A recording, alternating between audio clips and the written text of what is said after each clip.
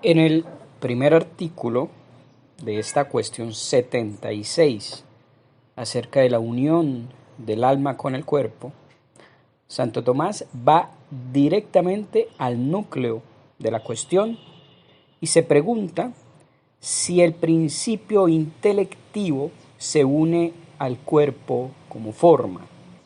Aquí la expresión principio intelectivo hace referencia al alma humana en cuanto que de ella, como primera fuente, como primer principio, brota la potencia intelectiva.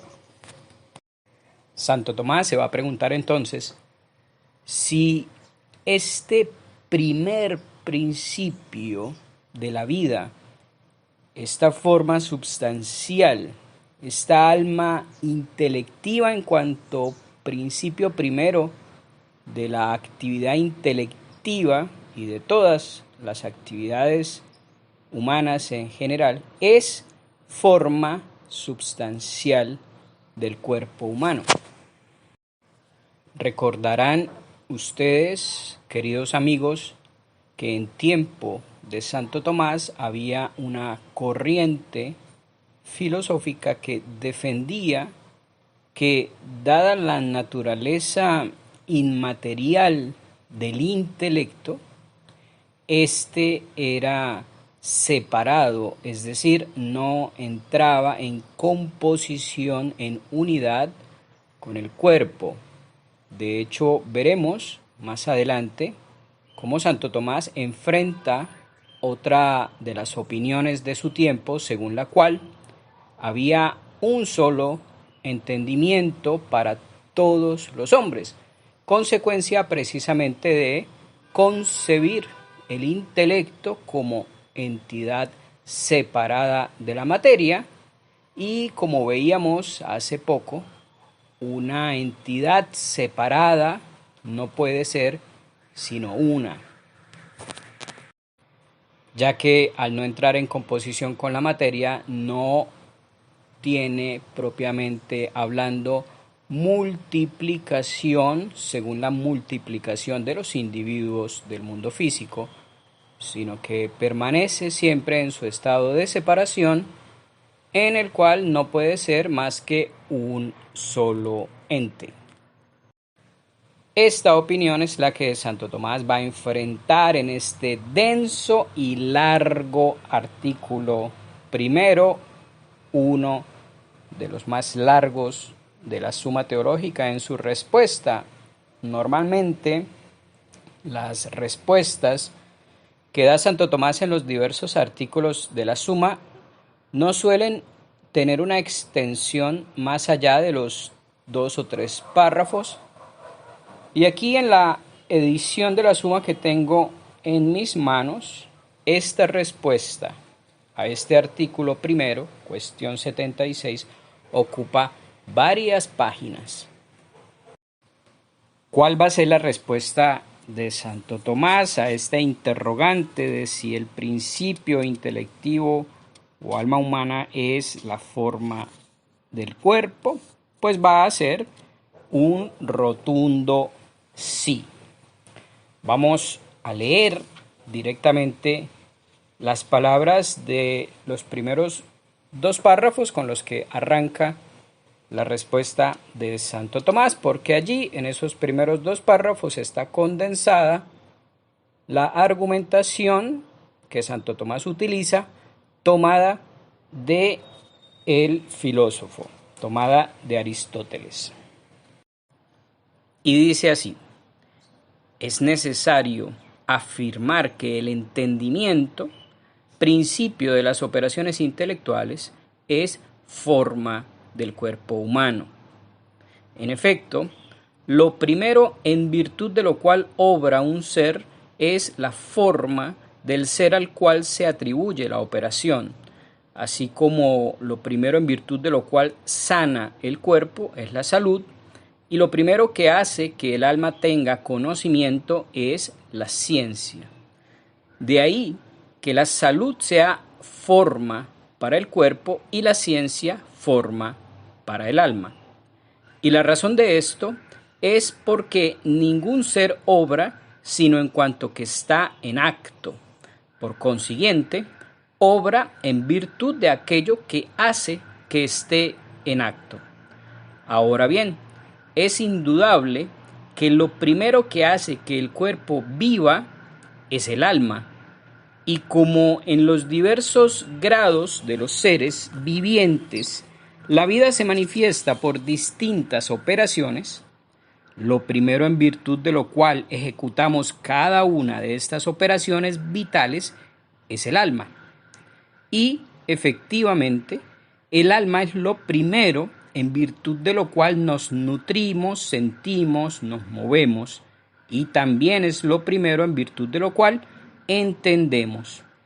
Por tanto, este principio en virtud del cual primeramente entendemos, llámese entendimiento o alma intelectiva, es la forma del cuerpo humano, y esta es la demostración dada por Aristóteles. Vamos entonces por partes. Dice Santo Tomás que lo primero en virtud de lo cual obra un ser es la forma del ser al cual se atribuye la operación. Algo así como si dijéramos que lo primero, el principio primero, la causa, la fuente primera en virtud de la cual un perro se comporta como perro es la forma que le da el ser de perro. Un perro ladra, por ejemplo, y si nos contentáramos con las causas inmediatas del ladrido, pues habría que decir que el perro ladra en virtud de su hocico y en virtud de sus pulmones y este tipo de cosas. Pero esas serían causas más bien inmediatas, muy inmediatas y casi que diríamos directamente observables del ladrido. Pero aquí nos está diciendo Santo Tomás lo primero en virtud de lo cual obra un ser. Entonces, en el caso del ladrido del perro, lo primero es su naturaleza de perro. Eso es lo primero, es lo fundamental. Primero debe tener naturaleza de perro, es decir, forma substancial perruna, por llamarla de alguna manera, para luego poder llevar a cabo acciones propias y típicas de perro. Y pone Santo Tomás dos ejemplos en los cuales recurre a formalidades accidentales, como lo son la salud y la ciencia.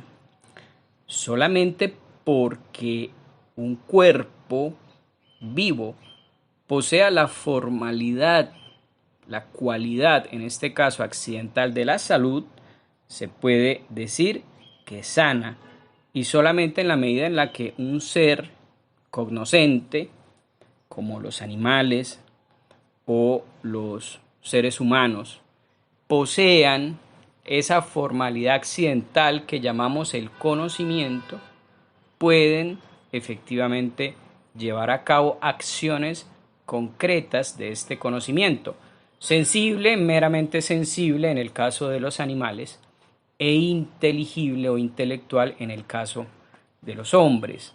Se dice que un hombre ejecuta acciones de conocimiento en la medida en la que está adornado por esa formalidad accidental que completa a su potencia intelectiva llamada ciencia. La ciencia es o puede ser entendida también como un hábito. La ciencia en el científico se convierte en un hábito. Y recordaremos que el hábito es una de las especies, de las 4 especies, en las cuales se subdivide el accidente cualidad. Continúa Santo Tomás. La razón de esto es porque ningún ser obra sino en cuanto que está en acto, por consiguiente obra en virtud de aquello que hace que esté en acto. Nada obra mientras está en potencia. Precisamente el obrar es el paso de la potencia al acto.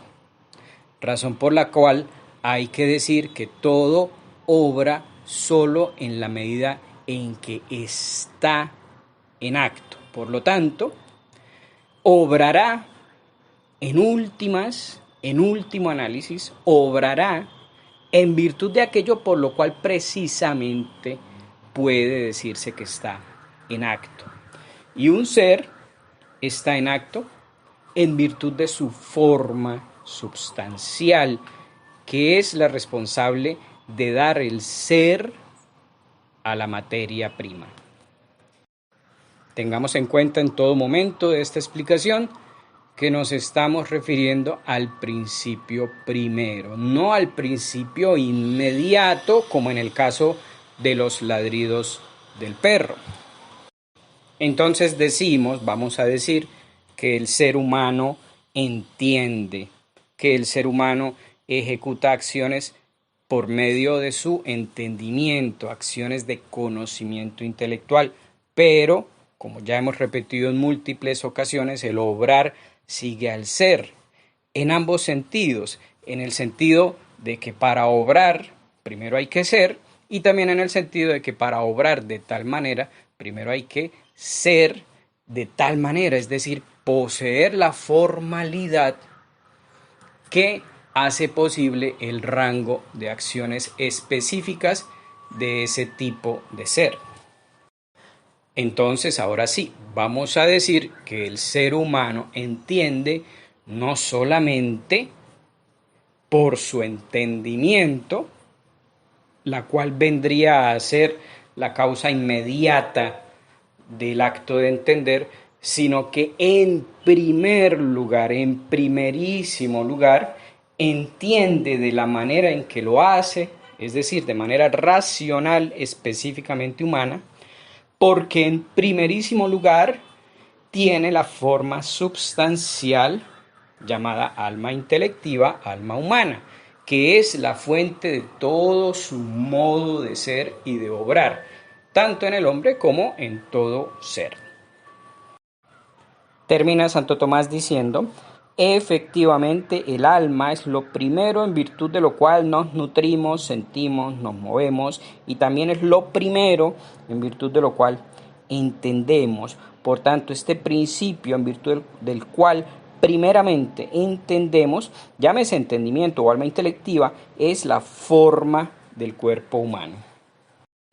Hacemos hincapié en la expresión de Santo Tomás, llámese entendimiento o alma intelectiva, porque se podría pensar que aquí Santo Tomás nos está diciendo que el entendimiento en cuanto potencia particular del ser humano, en cuanto facultad, la inteligencia, por decirlo de manera clara, es la forma substancial del hombre, y eso no es lo que está diciendo Santo Tomás.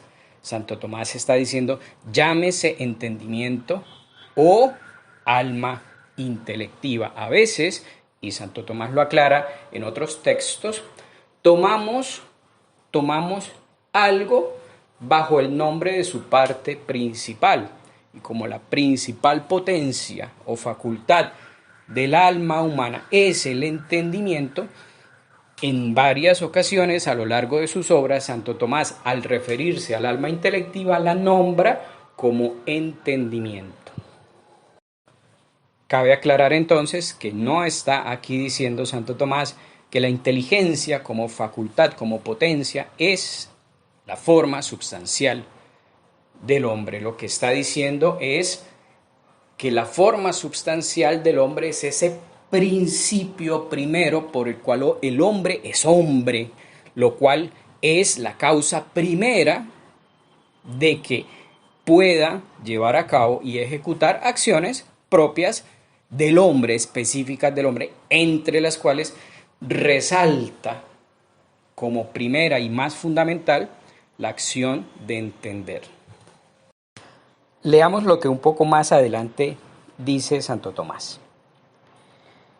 La naturaleza de cada ser se manifiesta por su operación o operaciones. Ahora bien, la operación propia del hombre en cuanto hombre es entender, ya que por esa operación trascendemos y nos diferenciamos de los animales. De aquí que Aristóteles haga consistir en esa operación, como lo más propio del hombre, su última felicidad. Por tanto, es preciso que el hombre tome su especie de lo que es principio de esa operación. Ahora bien, a los seres les viene la especie de su propia forma. Por consiguiente, es necesario que el principio intelectivo sea la forma propia del hombre. Aquí nos viene a decir lo mismo con otras palabras. Traducido al lenguaje sencillo, nos está diciendo Santo Tomás que hacemos lo que hacemos, nos comportamos como nos comportamos, nuestro rango de posibilidades de acción y de conducta es el que es porque somos lo que somos. Por tanto, aquello que nos hace ser lo que somos será evidentemente el principio primero de las conductas, acciones y operaciones que podemos ejecutar, entre las cuales, en el caso del hombre, sobresale la inteligencia, el entender, porque es el entender precisamente la acción u operación por la cual trascendemos, nos diferenciamos, nos distinguimos del resto de los animales. Razón por la cual el hombre es definido como animal racional. Animal porque pertenecemos al género animal en el cual nos parecemos, compartimos esa formalidad genérica con el resto de animales, pero constituimos una especie aparte y distinta por la nota de la racionalidad que nos especifica, precisamente nos convierte en especie aparte. Somos animales, pero racionales. El hombre es animal racional. Ahora bien, la forma substancial del hombre que lo hace ser lo que es, vendrá a ser evidentemente también la fuente primera de esa racionalidad. Si la forma substancial del hombre no tuviera esa nota de racionalidad o no fuera la fuente primera causal de la racionalidad, no podría adjudicársele la acción de entender propiamente al hombre concreto. Es lo que Santo Tomás, es la opinión que Santo Tomás rebate en este artículo unos párrafos más adelante. Santo Tomás dice: si algunos insisten en que el alma intelectiva, el alma humana no es el principio de la acción intelectual, entonces van a tener que explicarnos cómo puede ser atribuida la acción intelectual al hombre concreto. ¿Cómo podemos decir que Pedrito entiende? ¿Cómo podemos decir que María y Sofía y Carlitos llevan a cabo tal y cual operación intelectual? No podríamos. Esa operación intelectual que Pedrito y María llevan a cabo quedaría sin explicación. ¿Por qué? Porque su forma substancial, que es la que los hace ser lo que son, no incluiría el hecho de ser la fuente primera de las acciones intelectuales. Por lo tanto, si esas acciones intelectuales vemos que sí se realizan por parte de Pedrito y de María, habría, dice Santo Tomás, estos señores tendrían entonces la tarea de explicarnos cómo es que le podemos atribuir la acción de entender a cada persona concreta, que es lo que vemos que ocurre en la realidad de las cosas. Cada persona, cada individuo concreto de la especie humana efectivamente lleva a cabo operaciones intelectuales.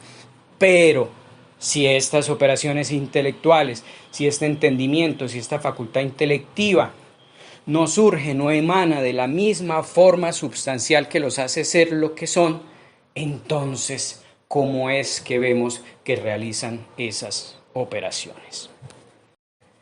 Ya hacia el final del artículo pone Santo Tomás un párrafo que es tal vez de los párrafos más hermosos y más cargados de contenido metafísico.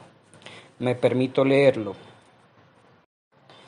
Dice así: cuanto más noble es una forma, tanto más domina a la materia y menos inmersa está en ella y más la sobrepuja por su operación y su facultad.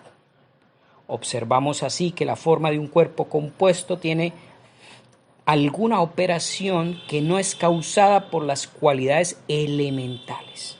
Y cuanto mayor va siendo la nobleza de las formas, tanto más sobrepuja su poder al de la materia elemental. El alma vegetativa sobrepuja a la forma de un metal y el alma sensitiva a la vegetativa. Pero el alma humana es la más noble de todas las formas. Por eso de tal modo excede su poder al de la materia corporal, que tiene una facultad y operación en la cual en modo alguno participa la materia corporal, y a esta facultad llamamos entendimiento. Los autores tomistas han vuelto a lo largo de los siglos una y otra vez sobre esta escala maravillosa que podríamos llamar escala de la emergencia, del surgimiento de la forma respecto de la materia. El hilemorfismo aristotélico nos habla, hay que repetirlo una y otra vez, que en la naturaleza que observamos a nuestro alrededor, en el universo físico, todos los entes están compuestos de dos coprincipios, la forma y la materia. Pero, dice Santo Tomás, entre más noble es una forma, más sobrepuja las potencialidades de la mera materia.